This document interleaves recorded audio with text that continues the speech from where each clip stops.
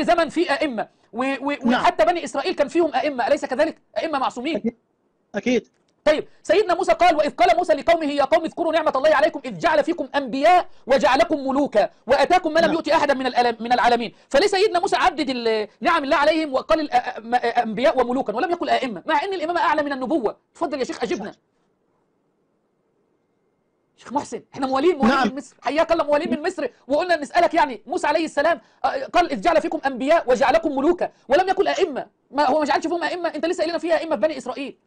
نعم. نعم أجبنا الموالين ينتظرون الشيخ محسن يجيبنا، تفضل. يلا يا شيخ محسن. شيخ محسن رحت فين يا شيخ محسن؟ الموالين هيزعلوا كده. سكر الخط يا شيخ محسن والله.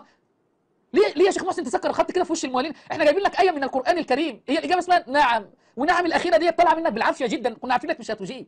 وبتتابع أخبارنا ازاي يا شيخ محسن انت كده؟